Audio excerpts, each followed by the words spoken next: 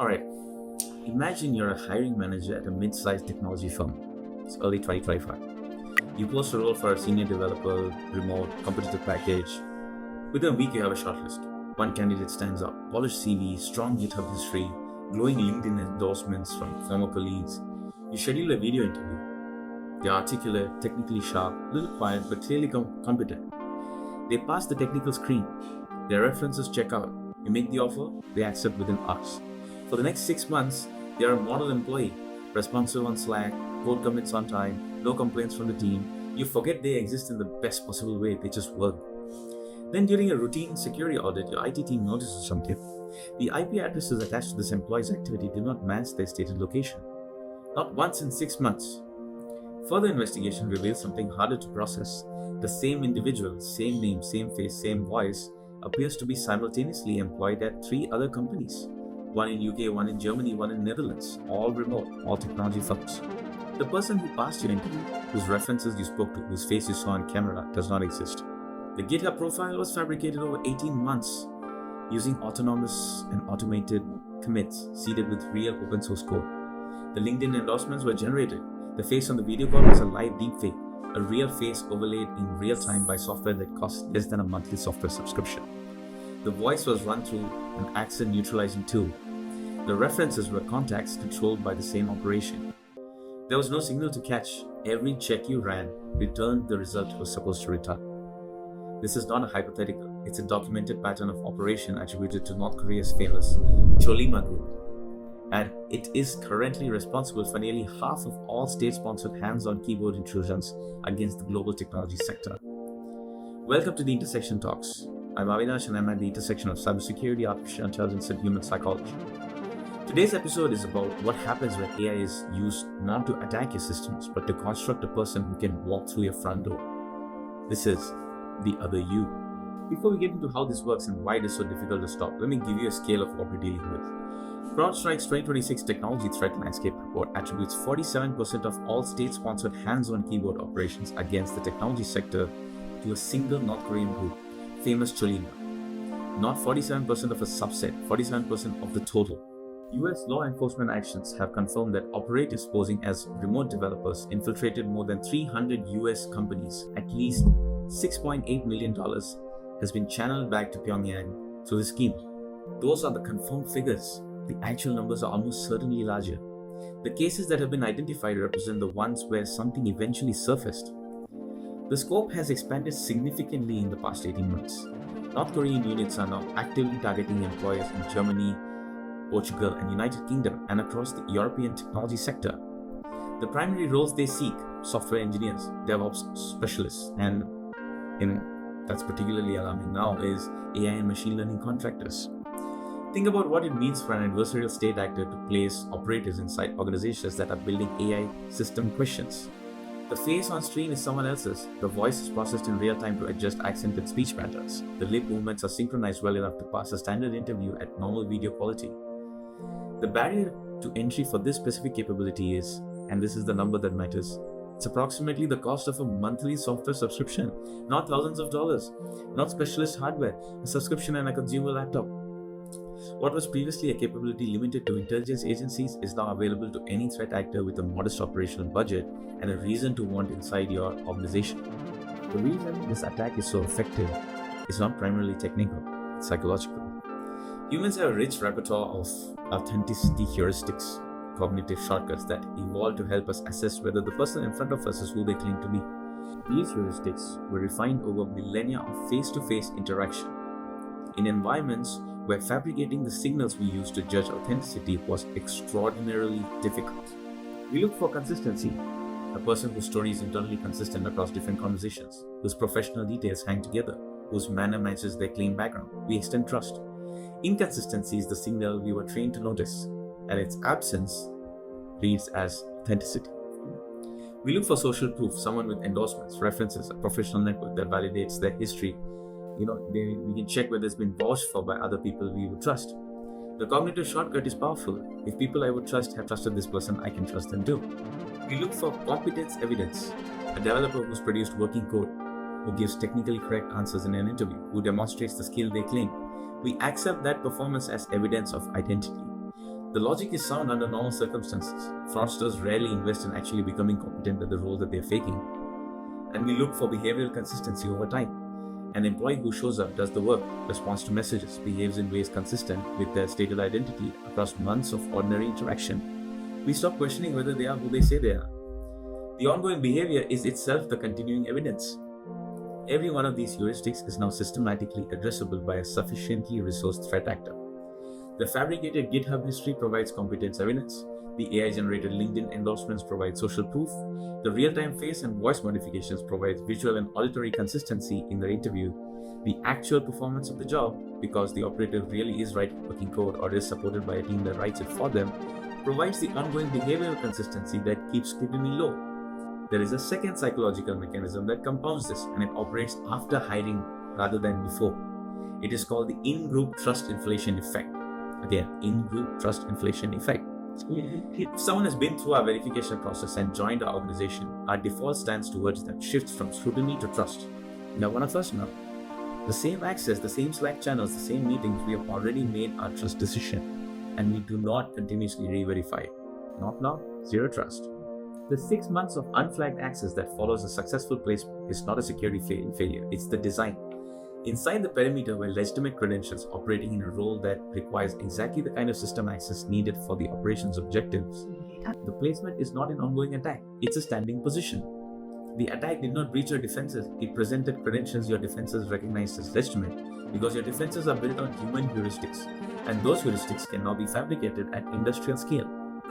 The specific danger of the synthetic employee attack is not what happened on the day of the hiring, it is what happens during the quiet months that follow. An operative inside an organization with legitimate developer credentials has access that no external attacker has. They can observe how systems actually work rather than how documentation says they work. They can identify the genuine gaps, the places where controls are weak, where processes are manual, where the blast radius of future attack would be the largest. They can introduce code that functions correctly in testing and does something else in production. They can exfiltrate data in ways that look identical to legitimate development activity. They can establish persistence mechanisms during the ordinary course of their work. And because they hold legitimate credentials and have already access to verification processes, they are past it. Nothing they do in the course of that work triggers an anomaly detection built for external attackers. The data access is appropriate to their role. The code commits are expected. The network traffic is consistent with what a developer does. The CrowdStrike data showing 47% of state-sponsored tech sector operations attributed to famous CHOLLIMA is not just a statistic about intrusions. It's a description of how much of these sophisticated cyber offensive activities against the technology sector is now flowing through a human identity layer rather than through a technical vulnerability layer. Your threat model was built around protecting the perimeter and detecting anomalies inside it. This attacker enters through a gap in your human verification processes, establishes a position that looks indistinguishable from legitimate employment, and operates from inside the zone of trust you extended during onboarding. The perimeter is not where this breach happens. The interview room is. For security and risk teams, the insider threat model needs to be updated for an adversary class that was previously theoretical, the synthetic insider. A genuine employee who has been compromised is human with relationships, financial pressures, conscious that we eventually produce detectable behavior. A synthetic employee is an operation with objectives managed by a team, with no competing loyalties and no social signals that deviate from their fabricated identity. Your UEBA, User and Entity Behavior Analytics, was built to detect deviations from baselines. A synthetic employee who has been briefed to maintain consistent behavior and who is actually performing their job to a competent standard produces a baseline that the UEBA has nothing to detect against. For HR, legal and compliance, identity verification and hiring is now a substantive security control, not an administrative process. The organizations that continue to treat reference checking and CV verification as box-ticking exercises are leaving a door open that a state-sponsored operation is specifically designed to walk through. The legal and regulatory exposure when a synthetic employee is eventually discovered, and they eventually are, involves not just the breach that results, but in the documentation of what verification processes were in place and whether they were adequate given the threat landscape at the time of hiring. For the technology and AI sector specifically, the targeting of AI and machine learning roles is not incidental. Placing operatives inside the teams building AI systems provides influence at the architecture level, the kind of influence that is nearly impossible to audit after the fact. A trained dataset that has been subtly manipulated, a safety constraint that has been designed with a specific bypass, a model that behaves differently in a particular context that the operator arranged to expose it to. The supply chain risk in AI development is not only the libraries and dependencies, it is the team building the system. So let's think about what we need to do, right? Practical takeaways. Move identity verification from administrative to security grade. Video interview detection technology that identifies real-time face swap and voice notification now exists and is commercially available. It's not infallible, but it raises the cost of a synthetic interview significantly. Beyond technology, require documentation verification through channels that are independent of the candidate, not documentation sent by the candidate, but verification through official government or institutional sources. For roles with privileged access, treat identity verification as a security control with commensurate rigor. Second, implement IP and device consistency monitoring from day one. The pattern that eventually surfaces most synthetic employee placements is device and IP inconsistency. An employee whose activity comes from locations that do not match their stated geography or whose device fingerprints suggest multiple simultaneous users, building this monitoring into the standard onboarding process. That's the main thing.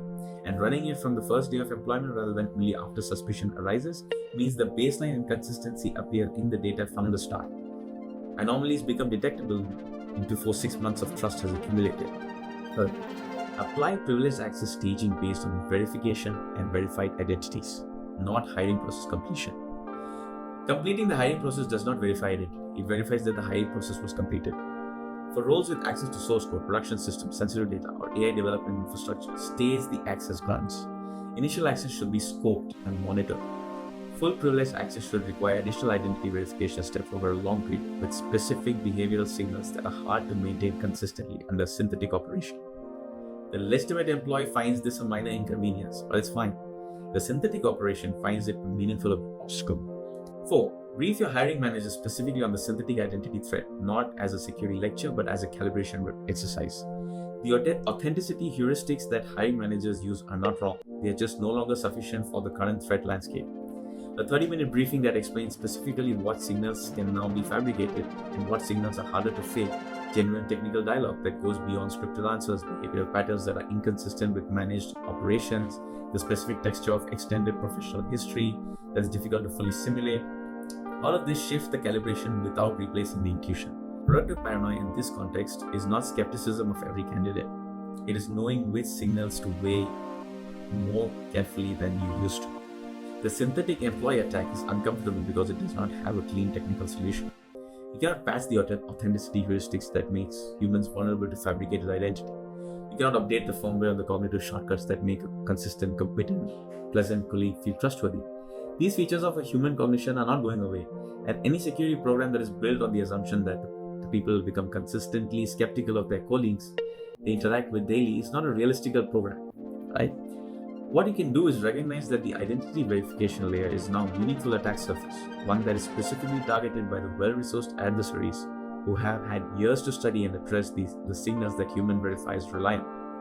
47% of state-sponsored hands-on keyboard operations against the technology sector. That's a number. 300 plus companies. The breach is not coming through a CV. It is coming through your next hire. That is not a reason for paralysis though. It is a reason for precision. Know which controls address the actual mechanisms. Build them into the process where they matter. Maintain productive paranoia about identity at the access layer, not as a generalized suspicion of everyone, but as a calibrated awareness of exactly which signals no longer mean what they used to mean.